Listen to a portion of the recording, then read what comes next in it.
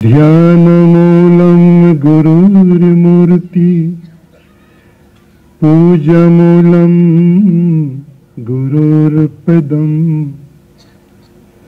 मंत्रमूलं गुरुर्वाक्यं मोक्षमूलं गुरुर्कृपा शान्तकारं भुजगशयनं पद्मनाभं सुरेशं विश्वधरं गगनसदृशं मेघवर्णं शुभंगं लक्ष्मीकान्तं कमलानयनं योगिभिर्ध्यानगम्यं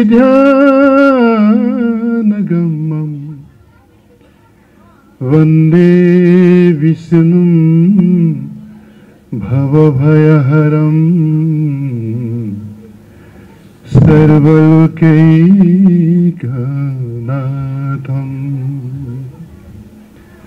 वन्दे विष्णुं भवभयहरं सर्वलोकैकनाथं।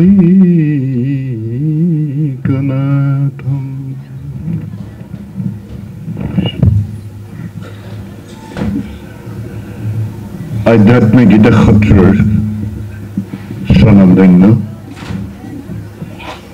পূজ্যপাত সত্ৰাধিকাৰ প্ৰভু, পূজ্যপাত সেই সত্ৰৰ ডেকা সত্ৰাধিকাৰ প্ৰভু, মূল সত্ৰই প্ৰতিষ্ঠা কৰা আধ্যাত্মিক গীতা সত্ৰৰ শাখা সত্ৰসমূহৰ পূজ্যপাত সত্ৰাধিকাৰ সকল, এই পবিত্ৰ অনুষ্ঠানটিৰ শ্ৰদ্ধাৰ পুণ্যাত্মা উদ্যোক্তাসকল, সম্মাননা জনোৱা সন্মানীয় ব্যক্তিসকল,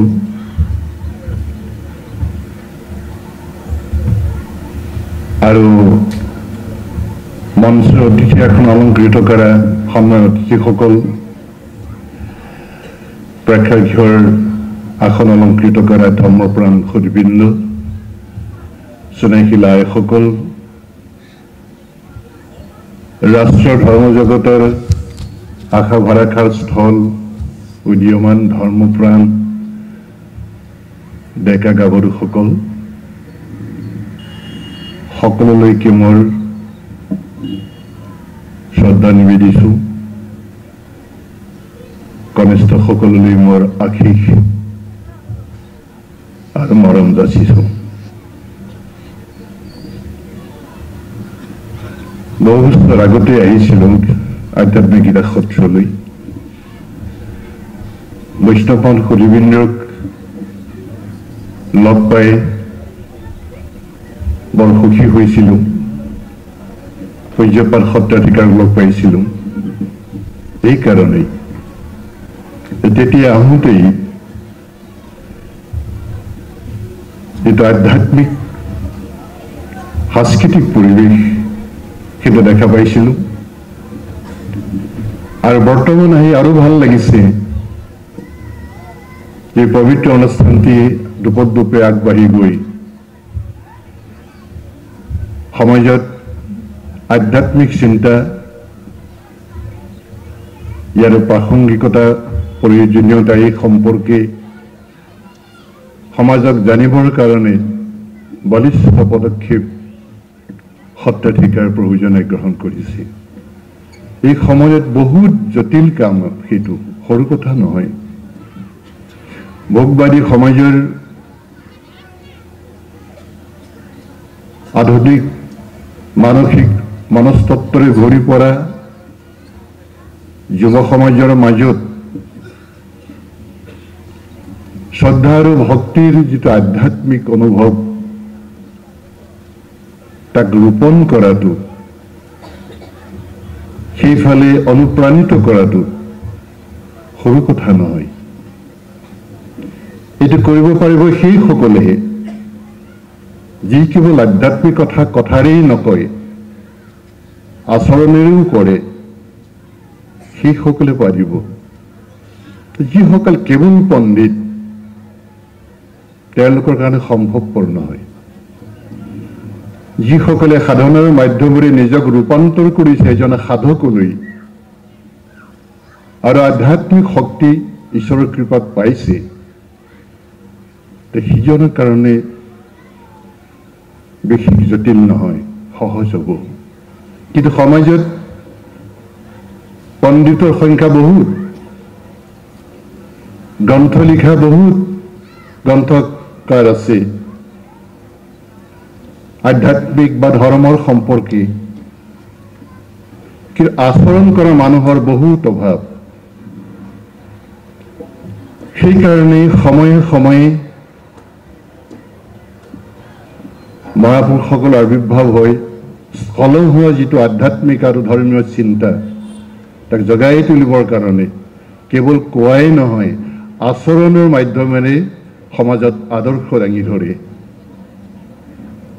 নিশ্চিতভাৱেই এই আদৰ্শ হেৰাই নাযায়। নিশ্চয় সমাজত তেনেধৰণৰ ব্যক্তিত্ব বিকাশ হ'ব, হৈ আছে, আৰু আধ্যাত্মিকতাক সুৰক্ষা কৰিব সমাজৰ কল্যাণৰ কাৰণে। আৰু সেই কামেই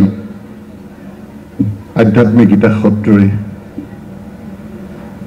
সম্ভৱ কৰিছে। সেইটো অসমৰ কাৰণে নৱপ্ৰজন্মৰ কাৰণে আশীৰ্বাদ, আৰু বজালীৰ এই ধৰ্মপাল ৰাইজৰ কাৰণেও ডাঙৰ সৌভাগ্য বুলি মই ভাবিছোঁ আৰু আপোনালোকক কৈছোঁ সেইটো কথা। কাৰণ আধ্যাত্মিকতাৰ বিনা আমাৰ জীৱন ৰসাল হৈ নাথাকে। আমি বহু পাম, ঐশ্বৰ্য বিভূতি, বিদ্যা, ধন সম্পত্তি বহুত পাব পাৰোঁ, পালেও কিন্তু আমাৰ হৃদয়খন ৰসাল নহয়। মানুহে আত্মহত্যা কেতিয়া কৰে? বহুত থকাৰ পিছতো যেতিয়া মানুহজনে হৃদয়ত ৰস শুকুৱাই পেলায়, যেতিয়া হৃদয়ত কিঞ্চিত ৰস নাথাকে, তেতিয়া তেওঁ আত্মহত্যাৰ সংকল্প লয়। আৰু বৰ্তমান আধুনিক বিশ্বখনত আত্মহত্যাকাৰীৰ সংখ্যা বৃদ্ধি হৈছে, বহু পাইছে। যুৱ সমাজৰ মাজতো আত্মহত্যাকাৰীৰ সংখ্যা বহুত বৃদ্ধি পাইছে। বহুত তেওঁলোকে উচ্চ শিক্ষাও লৈছে, তথাপিতো সেই ব্যাধি কমি যোৱা নাই। ব্যাধিৰ পৰা মহাব্যাধিলৈ ৰূপান্তৰ হ'বলৈহে গৈ আছে সমগ্ৰ বিশ্বৰ বুকুত। কাৰণটো কি? বহু পাইছে যদিও এটা পোৱা নাই, সেইটো হ'ল হৃদয়ৰ ৰস। যেতিয়ালৈকে আমি সেই কথাটো ভাবি নলওঁ, জীয়াই থকাৰ প্ৰেৰণা কি? কি বস্তু পালে আমি ৰসেৰে জীয়াই থাকিব পাৰোঁ? কি বস্তু লাভ কৰিলে আমি দীৰ্ঘজীৱী হওঁ? কি বস্তু লাভ কৰিলে আমি শক্তিমান হৈ জীয়াই থাকিব পাৰোঁ? সেয়া হ'ল শ্ৰদ্ধা আৰু আধ্যাত্মিকতা। যিখন সমাজত শ্ৰদ্ধা নাথাকে, আধ্যাত্মিকতা নাথাকে, সেইখন সমাজ মৰুভূমিৰ দৰে শুকান সমাজ, আৰু তাতেই আত্মহত্যাকাৰীৰ সংখ্যা বৃদ্ধি পাব। সেইকাৰণে আমি সকলোৱে সৎসংগ ল'ব লাগে, ঈশ্বৰক চিন্তা কৰিব লাগে, আধ্যাত্মিক সাধনা কৰিব লাগে, এলাহ কৰিব নালাগে। যিমানে কাম কৰিম সিমানেই আমাৰ জীৱনৰ কাৰণে মহা সমস্যা দিনৰ পিছত দিনত বাঢ়িহে যাব, নকমে। আৰু সেইকাৰণেই বিশ্ববিশ্ৰুত ৰাষ্ট্ৰপতি দাৰ্শনিক ভাৰতবৰ্ষৰ ৰাষ্ট্ৰপতি বিশ্ব দাৰ্শনিক ৰাধাকৃষ্ণন দেৱে এটা কথা কৈ গৈছে Those are born is the age to loss of faith. এই যুগটোত যিসকল প্ৰজন্ম জন্ম হৈছে লক্ষণ দেখা গৈছে তেওঁলোক শ্ৰদ্ধাহীন হৈছে যেতিয়া ৰাধাকৃষ্ণদেৱে এষাৰ কথা কৈছিল তেতিয়া আমিও সেই সময়ত নৱপ্ৰজন্ম আছিলো আমাকো কৈছিলে তাৰমানে they are especially displaced তেওঁলোকৰ বিশেষ দুৰ্ভাগ্যটো হ'ল কি তেওঁলোকক আধ্যাত্মিক চিন্তাৰ পৰা বিচলিত হৈ গৈছে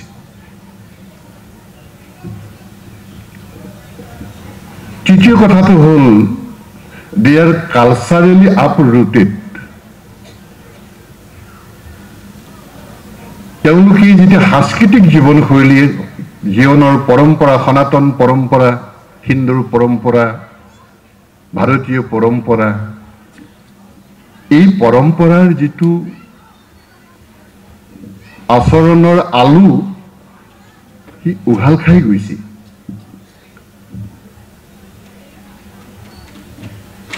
culturally uprooted they are the traditionless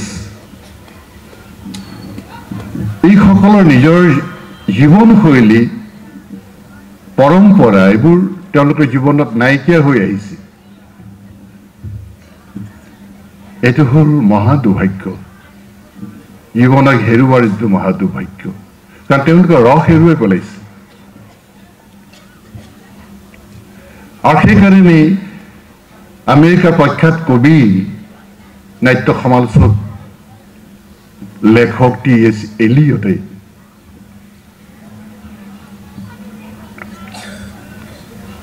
কবিতা আকাৰী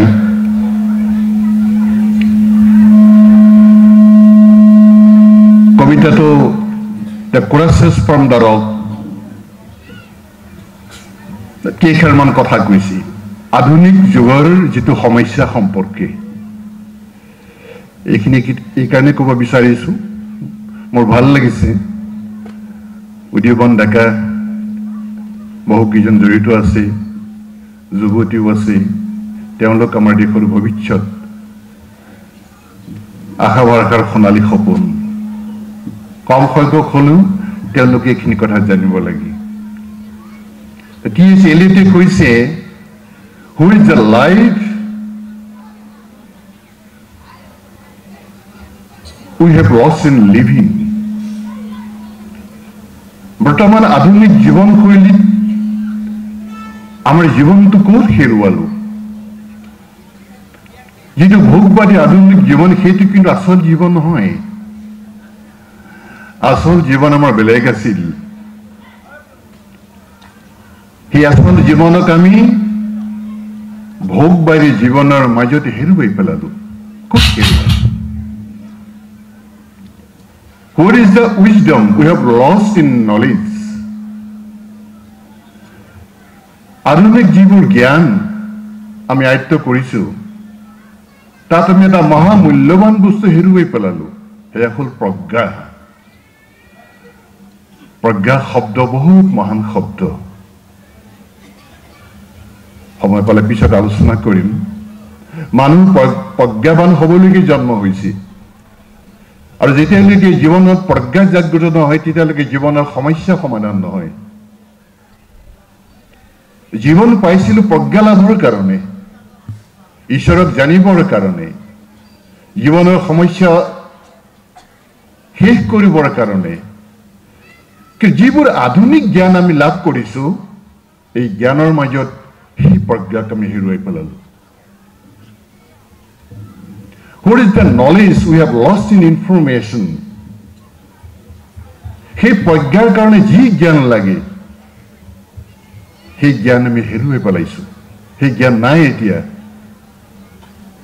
এই জ্ঞানবোৰ ক'ৰ পৰা পাইছো এই ইনফৰমেশ্যনৰ পৰা তথ্যৰ পৰা পাইছো তথ্যবোৰ ক'ৰ পৰা পাইছো ভোগবাদী দৰ্শন ভোগবাদী মনস্তত্ব ভোগবাদী শিক্ষাৰ পৰা এই তথ্যবোৰ পাইছো যিবোৰ আমাৰ প্ৰকৃষ্ট জ্ঞান নহয় প্ৰজ্ঞাৰ কাৰণে ইয়াৰ পৰা আমাৰ কি সংকট আহিছে টি.এছ. এলিয়টে কৈছে, all our knowledge brings us nearer to ignorance. যিমান আমি জ্ঞান আয়ত্ত কৰিছো, এই জ্ঞানবিলাকে আমাক কলৈ নি আছে? কাৰ ওচৰলৈ নি আছে? অজ্ঞানতা মূৰ্খামিৰ ওচৰলৈ নি আছে। জ্ঞানেই হ'বলৈ দিয়া নাই।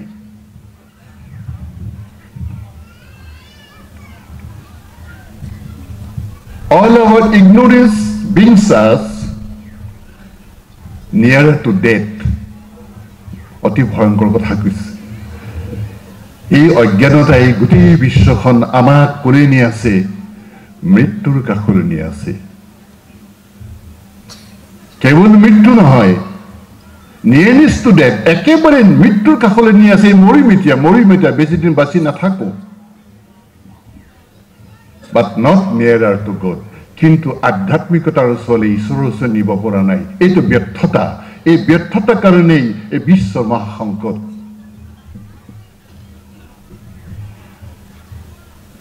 সেইকাৰণে আৰ্নল্ড টইনবী, ইংলেণ্ডৰ প্ৰখ্যাত ইতিহাসবিদ,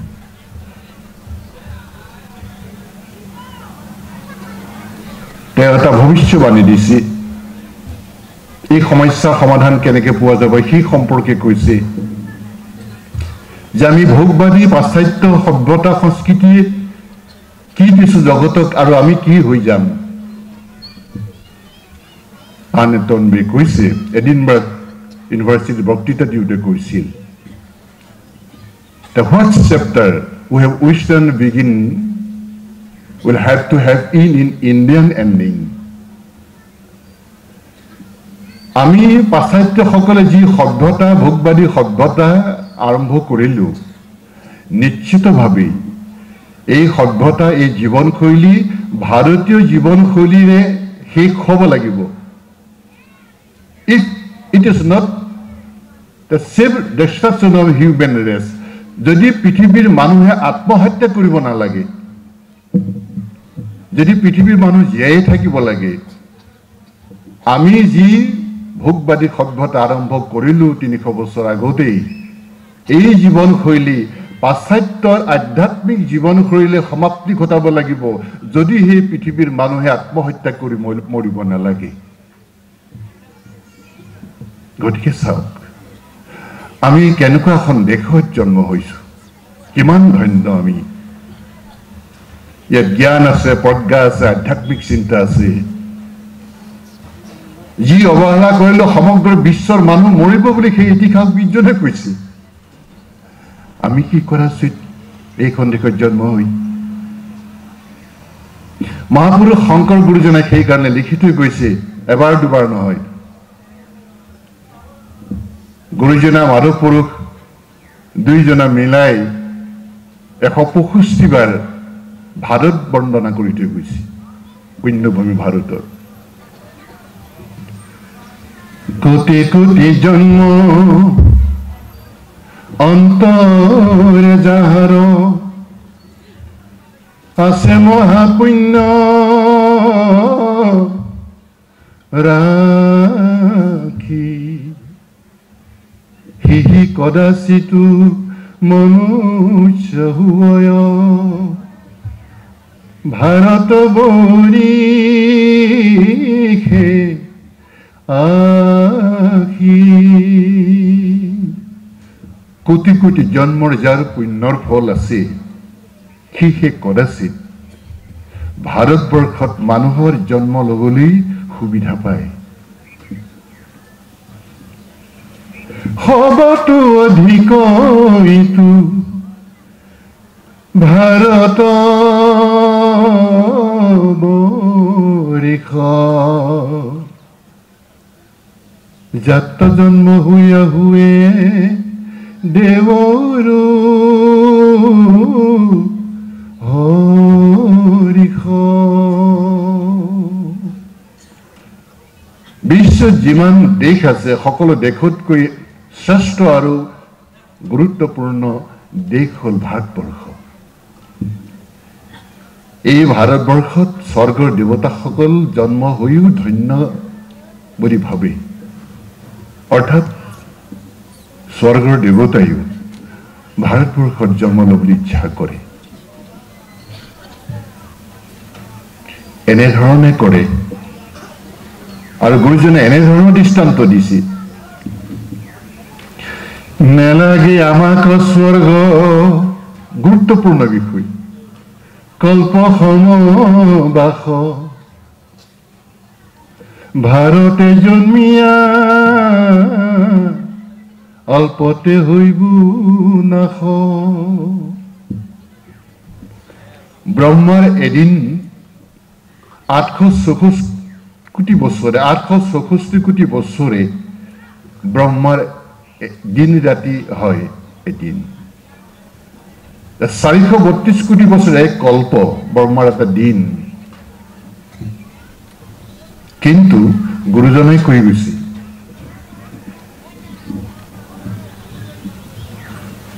যে 432 কোটি বছৰ আয়ু দি যদি মোক ব্ৰহ্মাই স্বৰ্গত বাস দিয়ে, জন্ম লোৱাটো সুবিধা কৰি দিয়ে, মোক সেইটো জন্ম নালাগে। মই যদি অল্পায়ু হৈও মৰো, হে প্ৰভু মোক ভাৰতবৰ্ষত জন্ম দিয়ে। 432 কোটি বছৰ নালাগে, অল্পায়ু হৈ মৰিলেও মোক ভাৰতবৰ্ষত জন্ম লাগে। সেইকাৰণে ভাৰতবৰ্ষত জন্ম হোৱাৰ পিছত জীৱৰ জীৱত্ব নাথাকে, জীৱই ব্ৰহ্মত্ব পায়। জীৱৰ জীৱত্ব নাথাকে, জীৱই ঈশ্বৰত্ব পায়। জীৱন সাধাৰণ জীৱন নাথাকে, জীৱনে মহাজীৱন লাভ কৰে। আৰু ক'তো বিশ্বত তেনেধৰণৰ আধ্যাত্মিক সাধনা নাই য'ত জীৱনৰ অন্তৰালত থকা মহাজীৱন আৱিষ্কাৰ কৰিব পাৰে।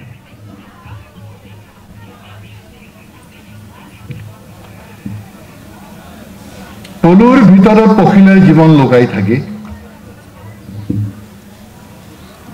পলুৰ জীৱন আৰু পখিলাৰ জীৱনৰ মাজত আকাশ পাতাল পাৰ্থক্য।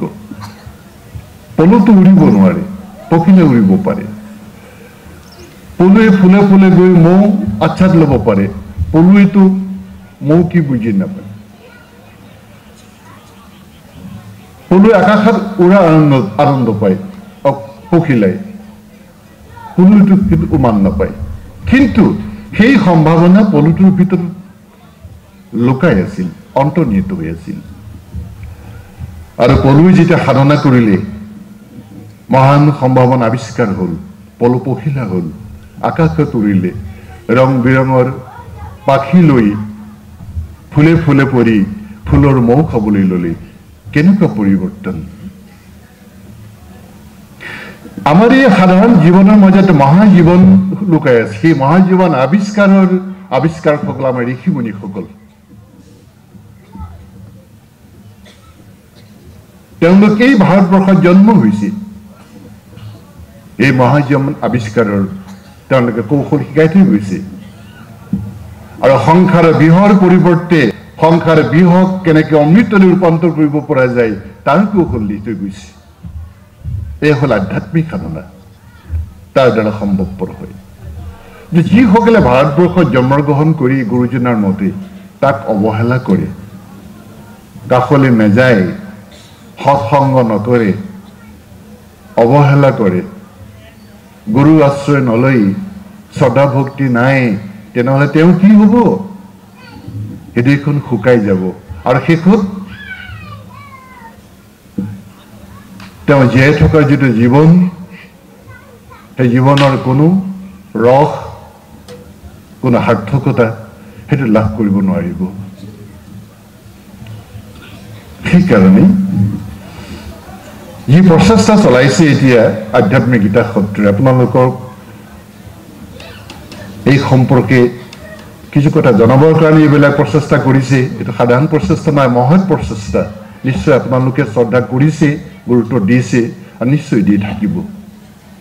নহ'লে আমাৰ জীৱন কিন্তু বহুত বিপদজনক হৈ আহি আছে।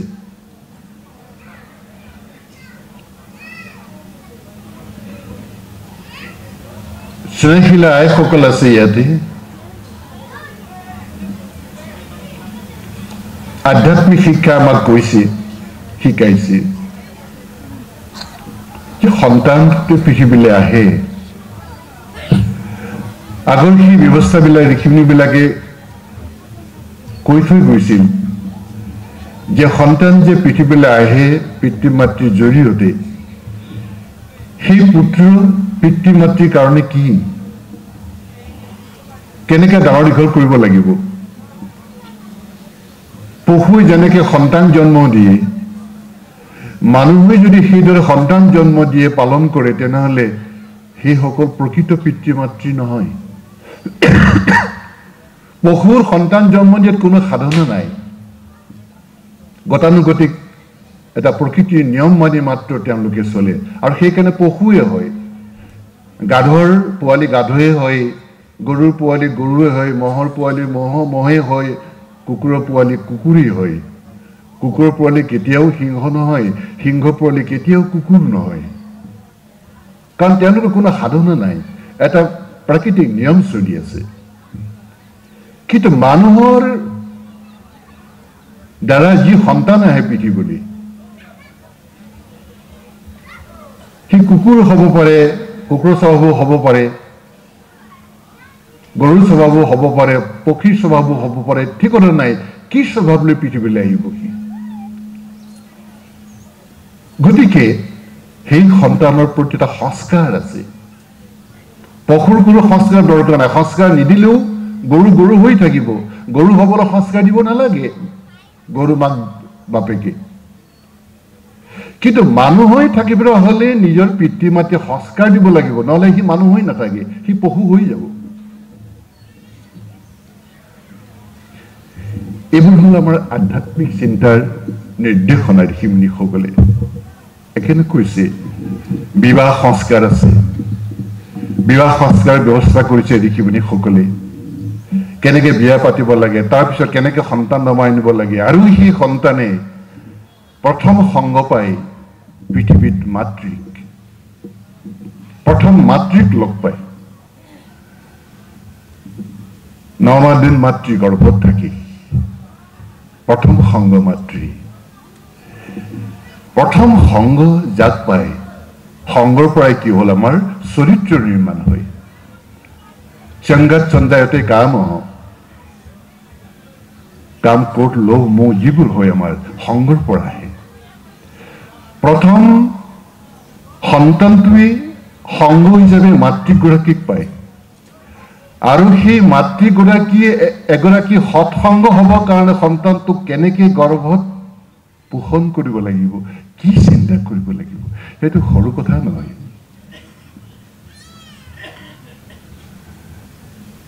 আজিকালি বিজ্ঞানসন্মতভাৱেও এইবিলাক প্ৰতিষ্ঠা কৰিছে যে এজন মানুহে 100 বছৰ জীয়াই থাকি 100 বছৰত যিমান কথা শিকিব নোৱাৰে কষ্ট কৰিও, তাতকৈ অধিক কথা 9 মাহ দিন মাতৃ গৰ্ভত শিশুৱে শিকিব পাৰে। সেইটো গৰ্ভ সংস্কাৰ। এইখিনি গৰ্ভ সংস্কাৰত ঋষিমুনিসকলে বিশেষ গুৰুত্ব দিছে। সেইটো আপোনালোকে পাইছে সেইবোৰ কাহিনী, অভিমন্যুৰ কাহিনী পাইছে, প্ৰহ্লাদৰ কাহিনী পাইছে, এইবোৰ কাহিনীবোৰ আছে। এইবোৰ কেৱল সাধু কথা নহয়, আজি সেইবিলাক বৈজ্ঞানিক চিন্তা চৰ্চালৈ ৰূপান্তৰ হৈছে চৰিত্ৰ নিৰ্মাণৰ কাৰণে। কেনেকৈ পৃথিৱীত সৎ চৰিত্ৰ নিৰ্মাণ কৰি পৃথিৱীখনৰ দুখ অশান্তি দূৰ কৰিব পাৰোঁ, সেইবোৰ গৱেষণা হৈছে। সেইবোৰ গৱেষণাত গৰ্ভ সংস্কাৰেও ঠাই পাইছে। এইবোৰ কথাও আমি আধ্যাত্মিক চিন্তা কৰোঁতে এইবোৰ আমাৰ আনিব লাগিব। এইবোৰ হ'ল আমাৰ গীতা ভাগৱত অন্তৰ্গত। এইবিলাক কি কৈছে মহাপুৰুষ শ্ৰীমন্ত শংকৰ গুৰুজনাও সেই কথাই কৈছে। গতিকে প্ৰহ্লাদ চৰিত্ৰ গৰ্ভতে সেইবিলাক সংস্কাৰ পাইছিলে। নাৰদৰ যিটো বাল্যকালত 4জন সন্তক পাইছিলে নাৰদে সেৱা কৰিবৰ কাৰণে মাকৰ লগত। এই 4জন সন্তৰ যে বাল্যকালতে সংগ পাইছিল নাৰদে, নাৰদ তেওঁ সংস্কাৰিত হ'ল আৰু মৃত্যুৰ পিছত ব্ৰহ্মাৰ শৰীৰত সোমালে আৰু ব্ৰহ্মাৰ মানৱ পুত্ৰ ৰূপে সেই দাসী পুত্ৰ নাৰদ হৈ জন্ম হ'ল। চাওক সৎসংগৰ প্ৰভাৱ বা সংস্কাৰ কেনেকৈ আহে, দিব্য জীৱন কেনেকৈ পায়, এইবোৰ কথা। এই কথাবিলাক কেৱল আমি মাহ প্ৰসাদ খাবৰ কাৰণেই পাঠ কৰিব নালাগে। বছৰেকত ঘৰখনত সকাম পাতিবৰ কাৰণেই কীৰ্তন ভাগৱত পাঠ কৰি সময় নিয়াব নালাগে।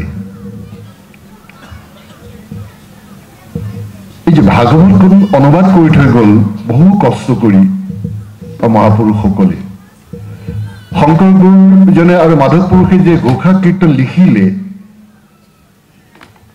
আমাৰ বছৰেকৰ সকাম ভাঙিবৰ কাৰণে মাহ প্ৰসাদ খাবৰ কাৰণে নহয়,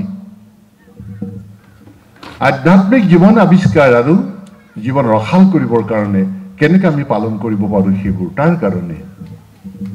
কিন্তু আমাৰ আধ্যাত্মিকতাৰ পালন আচৰণ সেইবোৰ দূৰত থাকি কেৱল আনুষ্ঠানিকতাৰ মাজত আমি সেইবোৰ সীমাবদ্ধ কৰিলোঁ। কথাটো আকৌ মনত ৰাখিব আপোনালোকে। মহাপুৰুষসকলৰ মহান অৱদানবিলাক আমি নিজে পালন কৰিবলৈ আওকাণ কৰি কেৱল আনুষ্ঠানিকতাৰ মাজত সীমাবদ্ধ কৰিলোঁ কাৰণে আমাৰ এনেকুৱা ধৰণৰ অভিশপ্ত জীৱন আৰম্ভ হৈছে।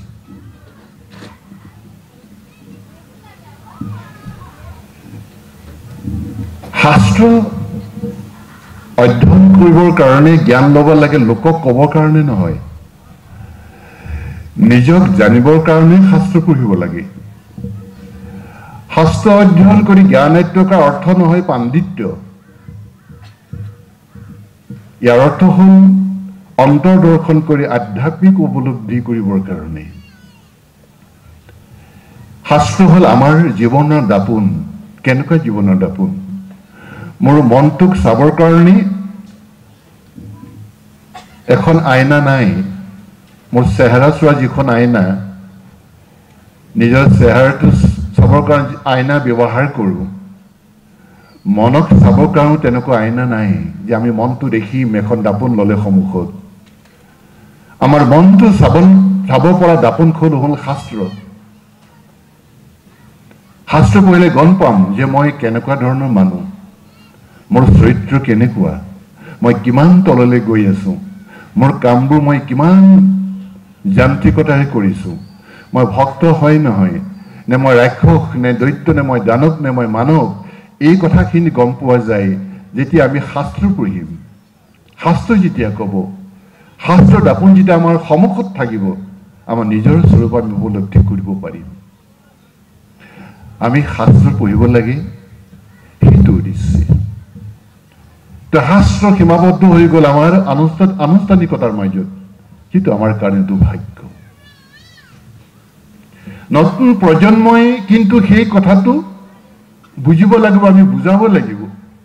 আমি যি কৰিলোঁ তোমালোকে সেইটো নকৰিবা। বহু শাস্ত্ৰ আমাৰ আনুষ্ঠানিকতাৰ মাজতে সীমাবদ্ধ থাকিল।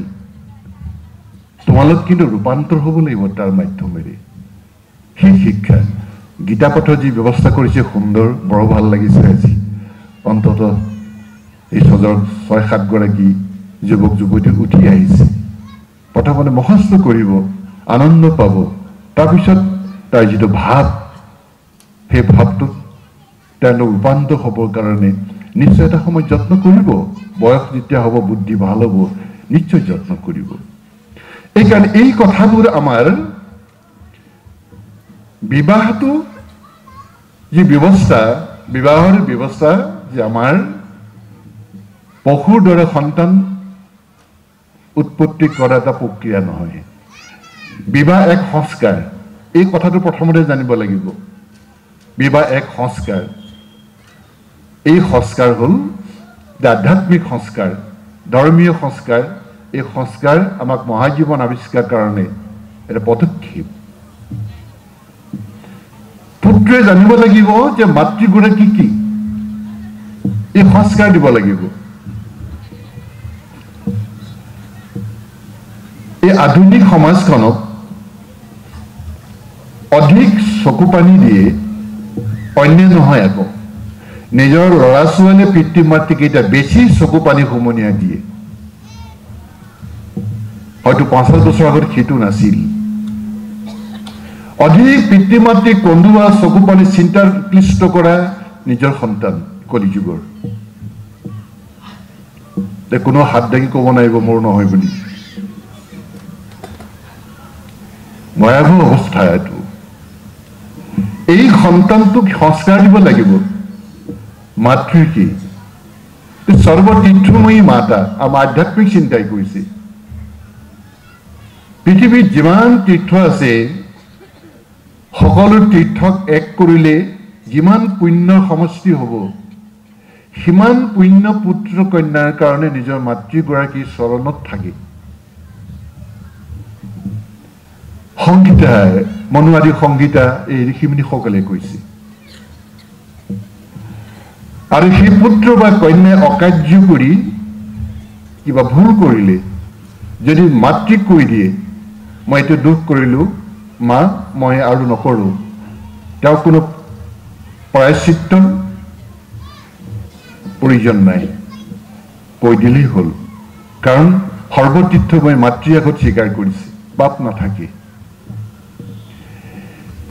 এইগৰাকী হ'ল মাতৃ এই পৰিচয়বোৰ আমাৰ ভৌতিক চিন্তাই ভৌতিকবাদীয়ে ভৌতিক শিক্ষাই বুকুৰ পৰা কাঢ়ি লৈ লৈ গৈ গৈছে আৰু সেইকাৰণে আজি সন্তানে নিজৰ মাতৃগৰাকীক লাহে লাহে এগৰাকী চাকৰৰ দৰে ভাবে মাতৃ বুলি নাভাবে পিতৃৰ দৰ্শত্ৰী এইটো ভুল আমি কৰিছো আৰু সেই দুখ আমি পাইছো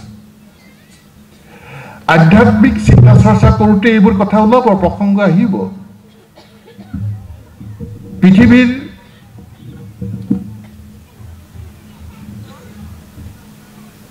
কোটি কোটি মানুহে এটা শিশুৰ কাৰণে প্ৰাৰ্থনা কৰক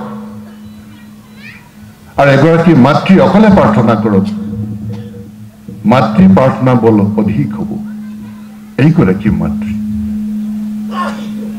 সেইবোৰ শিকাব লাগে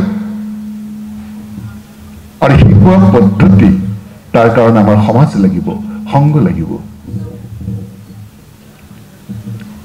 মাতৃ এই কাৰণে পৃথিৱীত যাতকৈ আৰু কোনো মাননীয় নাই কোনো সন্মানীয় নাই এইহে মাতৃ এই আধ্যাত্মিকতা প্ৰসংগটো আহিছে যে আজি দৰ্শন বিষয়টা দিছে যে আধ্যাত্মিক দৰ্শনত গীতা আৰু মহাপুৰুষৰ এইবোৰ আধ্যাত্মিক দৰ্শন ইয়াকে আধ্যাত্মিক চিন্তা বুলি কয় পাশ্চাত্য ভোগবাদৰ চিন্তাত মানে পশুৰ দৰে সন্তান জন্ম দিয়া আৰু ভৌতিক এটা শৰীৰ মাতৃ মানে তেজমহৰ এটা শৰীৰ কিন্তু আধ্যাত্মিক পৰিচয়ৰ মতে মাতৃগৰাকী তেজমহৰ শৰীৰৰ উপৰিও এক দেৱত্ব শৰীৰ আছে সেই হ'ল মাতৃ পিতৃৰ ক্ষেত্ৰতো পাৰতি পিতা পুত্ৰক যি পুত্ৰ সমৰ্থবান হোৱালৈকে দুখৰ পৰা পাৰ কৰাই দুখৰ নদী পাৰ কৰাই তেওঁই পিতা পুত্ৰ কি পুণ্যমান নৰকাত ত্ৰায়তি পুত্ৰ এইবোৰ আধ্যাত্মিক পৰিচয় পুত্ৰ সেইজনেই যি চৌষষ্ঠি নৰকৰ পৰা নিজৰ পিতৃ মাতৃক যন্ত্ৰণাৰ পৰা উদ্ধাৰ কৰে সেইজনকে পুত্ৰ বুলি কোৱা যায় তাৰ বিপৰীতে যদি পুত্ৰ কন্দুৱাবলৈ আহে কেনেকৈ হ'ব উদাহৰণস্বৰূপে ভগৱান কৃষ্ণ কংসই কিমান অত্যাচাৰ কৰিলে বসুদেৱ দৈব্যকে কাৰাগাৰত ৰাখিলে কংস ডাঙৰ দীঘল হৈ চানুৰ মুষ্টিক আদি বীৰসকলক বধ কৰি কংস বিনাশ কৰি নিজৰ পিতৃ মাতৃক অন্ধকাৰ কাৰাগাৰৰ পৰা উদ্ধাৰ কৰি আনিছে সি পুত্ৰ এই কাহিনীবোৰ কেৱল ভাগৱতত আমাক আনুষ্ঠানিকতা পালন কৰিবৰ কাৰণে অখণ্ড ভাগৱত পালন কৰিবৰ কাৰণে লিখা নাই এইবোৰ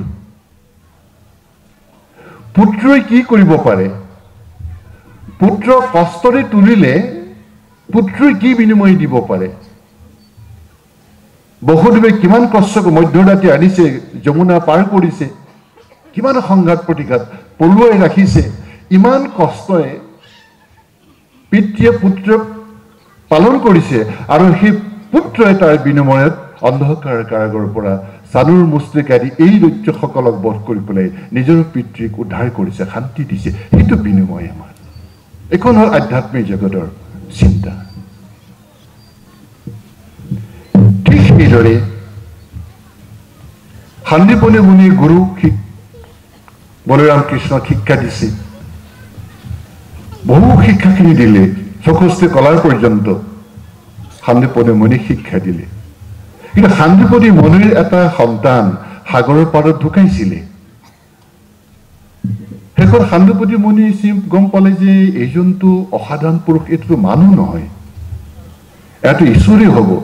এই শিক্ষাখিনি যি দিছো বাল্যকালতে, এনেধৰণৰ আয়ত্ত কৰিছে। ইমান শ্ৰদ্ধা ভক্তি তেওঁ, ইমান তেওঁ বিবেক বুদ্ধি, ইমান প্ৰজ্ঞাবান তেওঁ, ইমান সৰুতে নিশ্চয় ঈশ্বৰত্ব বিকাশ হৈছে। আধ্যাত্মিক যিটো ব্যক্তিত্বপূৰ্ণ বিকাশ হৈছে, ভিতৰত ঈশ্বৰত্ব বিকাশ হৈছে। মোৰ জীৱনত দুখ, পুত্ৰ হাৰা দুখ, পুত্ৰ বিয়োগৰ আৰু দুখ আছে জানো জীৱনত? মোৰ সেই মহাদুখ, এই মহাদুখটো দূৰ কৰিব পাৰিব এওঁহে। কেনেকে? মোৰ মৃত পুত্ৰক ঘূৰাই নিব পাৰিব, মোৰ বিশ্বাস। এতিয়া কৃষ্ণক সেই বুলি ক'লে, কৃষ্ণক কিয় নোৱাৰিম? মই গুৰু দক্ষিণা দিম, আপোনাৰ পুত্ৰ মই ঘূৰাই নিম, যদি নাথাব লাগে আপোনাৰ পুত্ৰক ঘূৰাই নিম। সাগৰ পাৰলৈ গ'ল, সাগৰক ভাবুকি দিলে যে নহয়, মই গুৰুপুত্ৰক মই তেওঁক মৃত্যু দিয়া নাই। তেওঁ মৃত্যু হৈছিলে 5 দিনৰ মাজত দৈত্যই গৈ সাগৰৰ তললৈ লৈ গ'ল, আৰু তেওঁহে তেওঁক মাৰিলে। আগৰ সাগৰৰ তললৈ গৈ যিজন এটা সাগৰবিদ, মহাসাগৰবিদ ভগৱান কৃষ্ণ, অচেনলজিষ্ট, সাগৰৰ তলত ক'ত বিচাৰি বিচাৰি ক'ত লুকাই আছে এই গুৰুপুত্ৰ, শেষত নাপায় আকৌ জমপুৰলৈ গৈ গুৰুপুত্ৰক উদ্ধাৰি আনিলে। মানে গুৰুৱে যদি শিষ্যক ভালদৰে শিক্ষা দিয়ে, নিস্বাৰ্থভাৱে শিক্ষা দিয়ে, স্বাৰ্থ যদি নাথাকে, প্ৰকৃতাৰ্থত সেই শিষ্যজনৰ আধ্যাত্মিক জীৱন উত্তৰণৰ কাৰণে যে প্ৰকৃত শিক্ষা পাবৰ কাৰণে গুৰুৱে শিষ্যক শিক্ষা দিয়ে, সেই শিষ্যজনে গুৰুক তেনেকেই উপকাৰ কৰিব, উদ্ধাৰ কৰিব। এই হ'ল আমাৰ গুৰু শিষ্যৰ মাজত সম্পৰ্ক। এইবোৰ হ'ল আমাৰ আধ্যাত্মিক বন্ধন, আধ্যাত্মিক সম্পৰ্ক। এনেধৰণৰ শ্ৰীমন্ত শংকৰ গুৰুজনাই কীৰ্তনত এনেকৈ কৈছে, আৰু কৈছে যে এইখন সংসাৰত আহি আমি সেইবোৰ আমি যে উপলব্ধি কৰিব পৰা নাই, আধ্যাত্মিক চিন্তাটো বা উপলব্ধি কৰিব পৰা নাই, কাৰণটো হ'ল কৈছে যে তেওঁ বিষয়ৰ কথাকে কৈছে, আৰু বিভিন্ন ধৰণৰ সমস্যাবিলাক প্ৰথমতে সোঁৱৰাই দিছে।